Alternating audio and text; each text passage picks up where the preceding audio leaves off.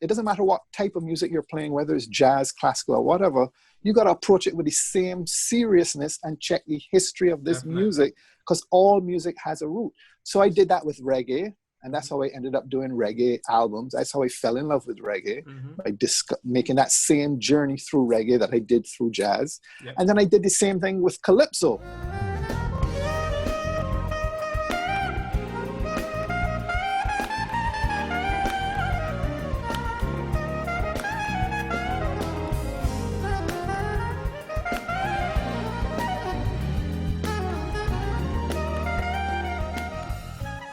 I love hearing the backstory to some of these things, because we just see Arturo Tappin on stage, you know. So it's good to hear the backstory, and I think, you know, one of the purposes of this podcast is to really shine a spotlight on in-demand, award-winning saxophonists like yourself, with the goal of hearing your story, because I really believe that people like yourself know something that the rest of us don't know, and in sharing your story and having this conversation, my hope is that people listening would feel empowered to like keep taking ground in their own personal journey, and know that it's always a journey. It's never just what you see on the stage. Correct.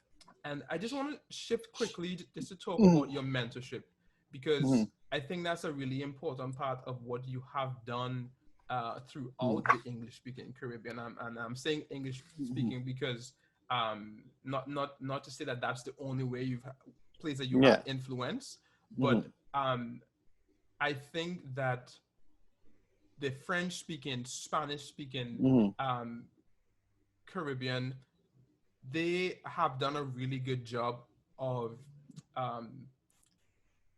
really preserving their culture and musical heritage and passing it on from generation to generation. I don't think we in the English-speaking Caribbean has done as good of a job. And, well, that's by design. Go ahead. No. I was just going to say that I've had this conversation with a couple of different people, and I've heard different perspectives. So I'm interested to hear, your perspective on it. Well, it might make people uncomfortable, but the truth is, Barbados in particular, as a plantation slave society, had stopped importing African slaves and had a Barbadian reproducing slave society. And a lot of the music or rhythms and stuff that we could have developed would have been blocked and not allowed. So you can go online and check Wynton Marsalis talking about New Orleans being the French part of America, where the African slaves were allowed to play the drums. And that simple act of being allowed to hold on to that culture is why they developed the music in New Orleans, which also involved Caribbean people from Haiti, etc. It evolved so wherever you had French colonialists, which were just as bad as British colonialists, but the difference was they were allowed to play music. Right. And the other point of view I heard is very connected to this one. I had a similar conversation with Etienne Charles a couple of years ago. We were talking about the same idea of mentorship and information passing from one generation to the next. And he shared a very interesting perspective that I hadn't heard up until then. In the South, the main crop that the slaves were produced was cotton. Yes. But in the Caribbean, the main crop was cane, sugar cane. Yeah. And so the working conditions, and it's a lot harder to produce sugar cane than to produce cotton.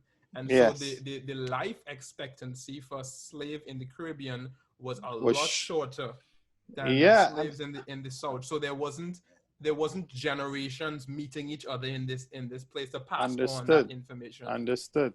But Professor Hilary Beckles has spoken about their records of people who had worked so hard from morning till night that the muscles had disconnected from their bones. Yeah, I've heard that. Yeah.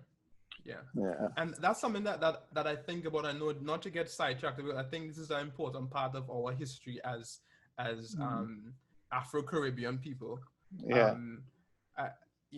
The point that you made about, you know, the stopping that connection of slaves coming. I mean, it in a sense, it's a good thing that more slaves weren't coming, but in a sense, we also lost piece of our history that way. And I think what happened is that even decades after, even now, we're still feeling the effects of that, because there was a stigma attached to a lot of the music that came from Africa. It's considered secular. Like, for instance, I grew up in a Christian home, Christian environment, and so I wasn't allowed to really take part in some of the folk activities. And so when I got to like my teens, I realized, and I started to be exposed to there's something that happened inside me.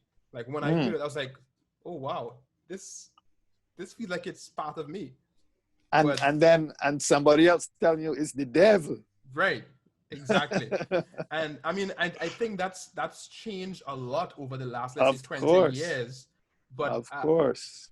But I think it's still, the effects of it is still being felt, because you know, and going back to the whole point of mentorship, you've done a beautiful job of being intentional about mentoring musicians in Barbados, and really your reach has been felt throughout the Caribbean, really. What can we talk about that a little bit, and just kind of talk about what started that and what led you to do that? I just did it naturally because I've always had help with people offering me assistance in my goals and pursuits. And I know how difficult it was to gain the information that I did at Berklee. I mean, now everything right now, everything that's at Berklee that you had to pay for is free online. But, you know, prior to the late 90s, you know, nobody had access to the internet. And so whatever I knew when I came back, all my colleagues, younger or older, this is what I learned. And this is how you apply that, whatever. You know, nobody ever told me, hey, you got a C7 flat 9, play a diminished scale. Nobody in Barbados knew that. And whoever did it instinctually, and they were unable to teach it. You might hear it and copy it, but you couldn't make it consistent, you know? So little things like that, you know, I would try to do. I had the opportunity to learn how to develop sound on the saxophone, the technique about it, through a classical teacher called Joe Viola. And so every saxophone player that I met along the way that had issues, I would show them this exercise that he taught me. Boom, boom. I mean, I had a guy. You actually studied with Joe? Yes. That's amazing. Wow. Yeah. I know that. Yeah, and I would have to tell you, for at least the first 2 weeks, we just played the note G. Right. So I would pass on these exercises. I remember one guy coming in to play saxophone, and he could not. I had to tell him the only reason I knew that was a saxophone because I was looking at it. I mean, it didn't even sound. So I spent maybe, let's say, an hour working on this one note, right? Working on this one note. Because I know, if you've been around the Caribbean, you know there's a strange way that some people like to play the saxophone, right? So, and it could be for whatever reason, but whatever that reason is, let's put that aside. We're working on this note. 1 hour, just this one note. I say, look, go and apply that to every note. You know, in less than 2 months, I heard him again on a stage, and there are not many people in the world that got a better tone than this guy. I mean, he got a better tone than me. He might not have the language and the harmony because he didn't come back for lessons. But incredible sound. So little lessons like that, and obviously he'll pass it on to somebody else, whatever, you know. And so you're saying that you just kind of fell into doing that, and I yeah. at one point when I was back home in Trinidad, because I did the first year of my undergrad at Berkeley, and then I had to move back home for a little bit. So at one point I was considering moving to Barbados and like studying with you. It didn't work out that way, but you know, you just, it seemed like if you just did it instinctually, which is not the response of many other people, you know? Yeah. Well, I don't know. I know my journey involved a lot of good fortune to access what I did. Yes. And not everybody is going to have that story. Yes. And it's not really, you know, it doesn't take any skin off my back to share what I know. Right. And I enjoy seeing the growth of those who are interested. I've learned a lot for myself by trying to transmit this information, because not everybody can accept the information immediately. Some people are very resistant to it. We have a very good guitarist here that I saw his potential. It took him like over a year before he would even believe what I was telling him was the process to become better, you know? Right. Yeah. Well, I mean, from young musicians everywhere in the English-speaking Caribbean, thank you. And listen, and to be honest, I've never done it. There's no real formal process. Yeah. I usually, if somebody reaches out to me and they come and they play, I say, okay, what is it you want to do? What are your goals? And then I say, okay, play something for me. And if I have the ability, I think, where I can hear them play a song, and based on what they tell me they want to achieve, I can quickly find the holes that need filling, or the work that they need to do to get from where they are now to there. And I'll spend that day giving them that information. In half an hour, it might be enough. Some people could handle an hour. Some people could handle 2 hours. Whatever you can handle, when you're ready, you tell me stop, because you can come and spend the whole evening with me on Saturday. Right. And then you come back when you cover that material. Yes. You can come back in a week. You can come back in 3 months. Some people get it done quickly. Some people take longer. You can WhatsApp me, call me in between, but it's something that I enjoy doing, because you know what happens? When that person grows and they start going on their journey, either technically or transcribing or discovering, they share it with me. So then whatever language I have developed over the years from transcriptions and whatever, I'm getting new language, because these guys are making this. I can't hear all the records. Yes. So these guys making discoveries, and they're sharing it with me. So I'm picking up things by giving away things. Yeah. Yeah, that's great, man. And that's one of the reasons why I love teaching as well, because, you know, you have the opportunity to really to redefine and rethink the thing that you know, because now you don't have to explain it, and then just connecting with people. I know it's great as well. You know, you've dropped a lot of names in terms of the people that you've studied and tried to trace the lineage of the saxophone and all of that. But one thing that you did mention with you know, when we had a pre-interview conversation, you talked about the idea of narrowing your focus. Yes. So let's get into that. In the age of information, let's talk about that. Yes. Well, a lot of young players ask me questions about how to develop this, that, and I'm always curious as to why couldn't you answer the question yourself? Because all the information is there. Whatever I had to pay for at Berkeley is free on YouTube. But the problem is there's an overload of information.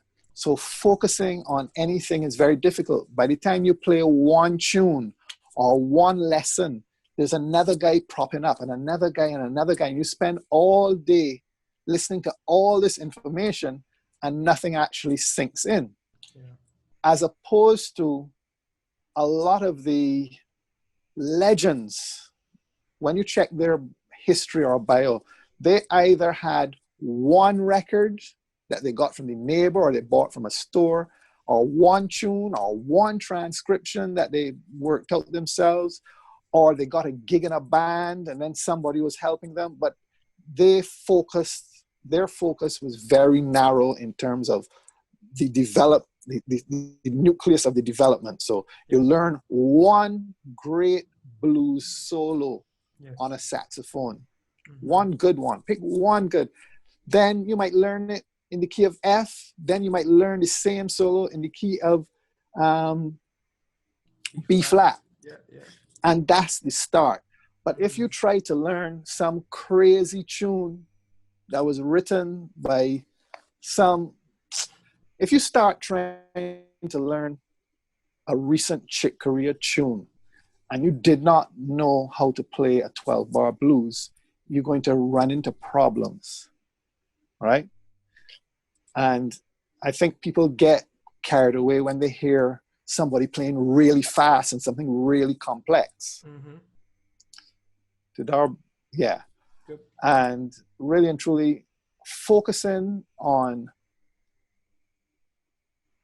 something simple, even if it's just one tune that you spend on for a month or 3 months, transcribing, trying to play that melody better, trying to play that solo, and then take it through. That could benefit you more than trying to get lessons from 10 teachers online and learn to listen to 1,000 tunes and try to transcribe 1,000 tunes in 1,000 days. Because you can document a book of 1,000,000 licks that you transcribe, and then you get on stage and it's not going to connect or not going to work, where you might just have a little 2/5 in a blues, but you know it in every key. Right.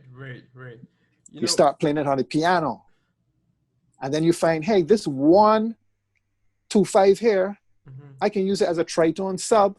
I can put it here. I can change the notes. I could change this note here. I could use a different approach. I could use it as a turnaround if I mix it with this other 2/5. You know.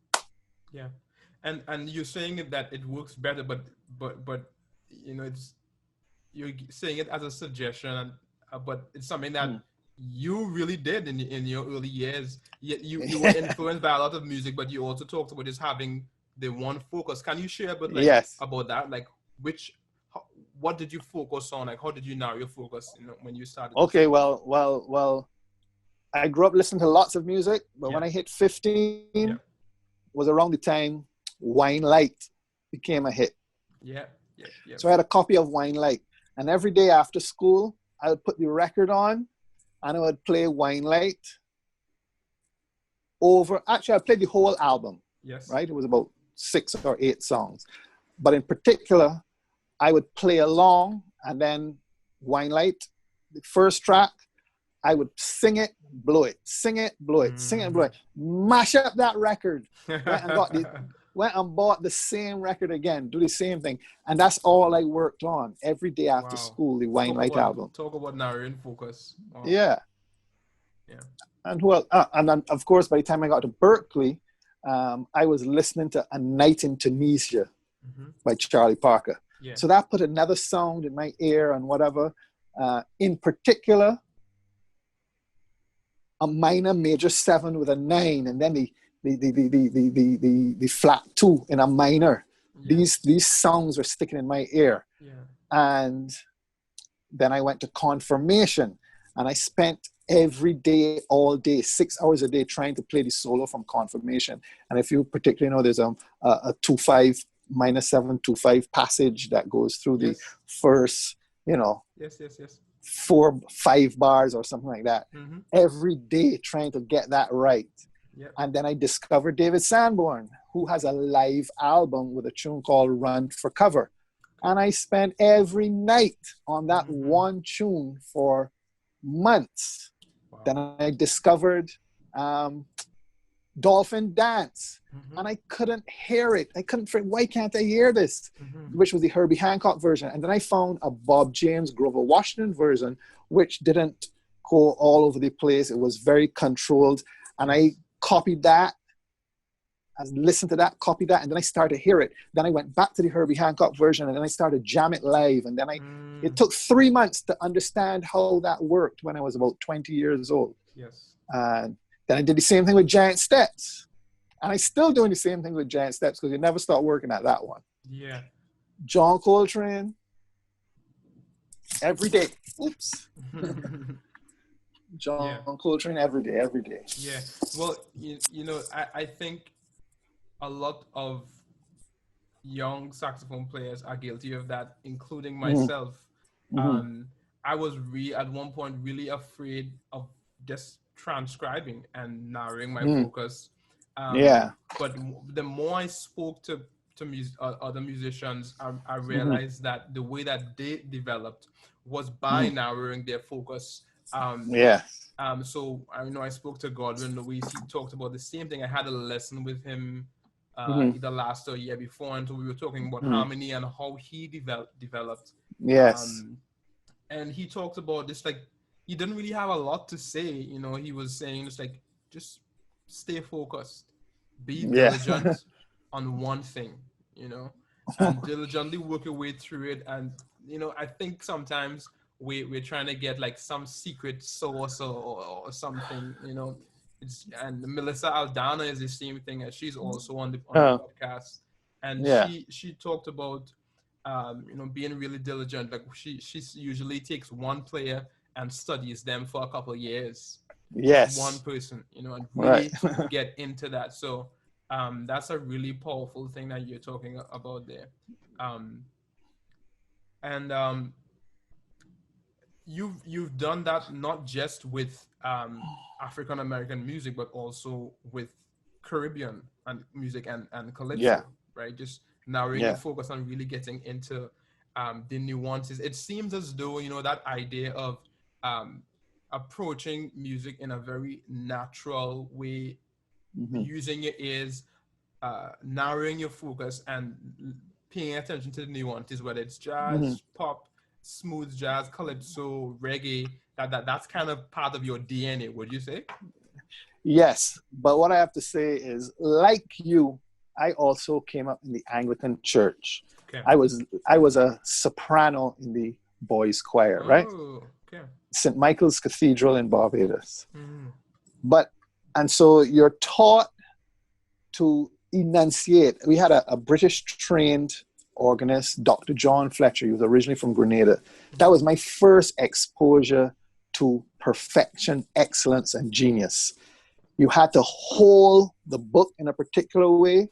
You had to put your mouth in a particular way. So we are 12 years old being taught perfection. Yes. And you were punished severely for not getting it right. Intonation, all these kind of things. I mean, I'm there singing. I don't know whether it's flat, sharp. I don't even know what intonation is, but we got to get it right. So you kind of figure out these things as you went along. But imagine if that was my sole source of information, and I took that training and tried to play any other music with those nuances, it wouldn't work. And you can hear it. Anybody can hear it. You listen to somebody singing, lead us, Heavenly Father, lead us. And then you go and listen to Frank Sinatra. They're clearly not the same thing. So, you know, it was kind of a common sense thing. You know, every music has its own style and nuance and peculiarities that make it special. Man, it's been a real pleasure just chatting with you, hearing more about your journey and your stories, and learning things I really didn't know about you. I'd like to just kind of wrap up this conversation with a rapid fire game I like to call 3, 2, 1. So I'd like you to share 3 albums that have been influential for you, 2 saxophone players that have really influenced you, and then leave the audience with 1 piece of advice. Yes. Okay. I would have to say 3 albums. Obviously, Wine Light. Yes. Grover Washington. I would have to say the Bossa Nova albums with Stan Getz. Oh, okay. I would have to say the Beatles. Okay. And that's if I'm only limited to 3. Let's just 3 for now. Yeah, that's great. But there's so many more. And what about two saxophone players? 2 saxophone players. Yes. I would have to say Grover and Mike Brecker. Nice. Okay. All right. And leave our listeners with one piece of advice. One piece of advice. Yes. To the musicians or regular? To the musicians. I think it's going to be mostly musicians and saxophone players listening. So. Yeah. Yeah. Okay. In the music business, there are no guarantees for success. But in the pursuit of playing good music, there are guarantees. If you listen to the legends and you transcribe them and you try to emulate what they do, eventually you're going to find your own sound. There are no guarantees that you're going to become famous. There are no guarantees that you're going to become wealthy.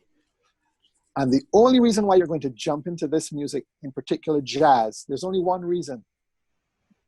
You feel compelled every morning that you wake up and you love it so much. Nothing else matters but getting to figure out why this music sounds this way, how do we play it, and I enjoy playing it. If that's not the reason you're doing it, you should do something else.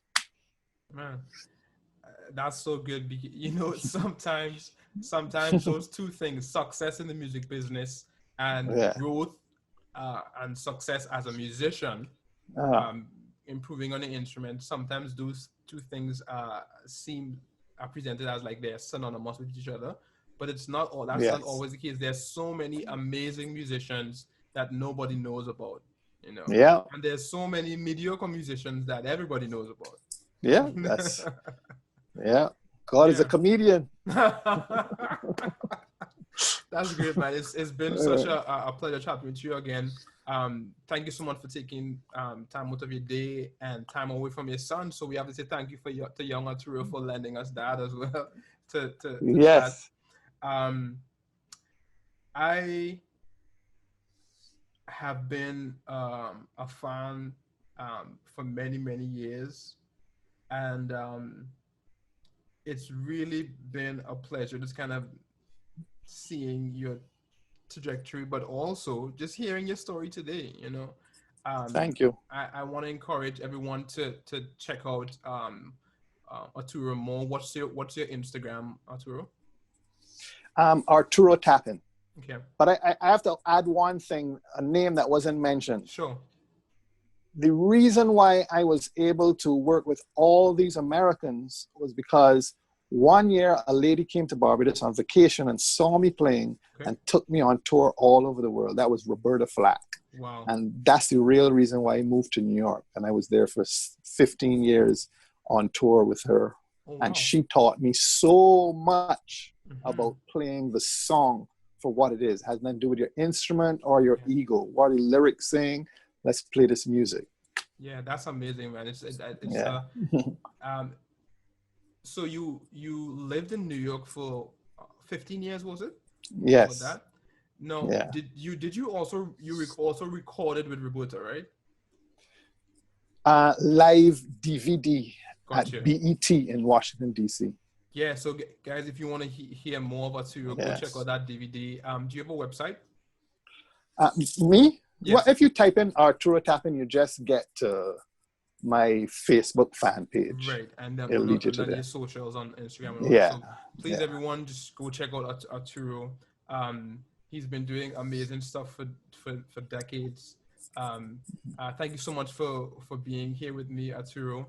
And everyone, thank you so much for listening. I hope that this conversation was both encouraging and it inspires you to keep taking ground in your personal and professional journeys. So thanks for listening, guys, and I'll catch you on the next episode. Thanks, Arturo. Thank you. All the best. Bye.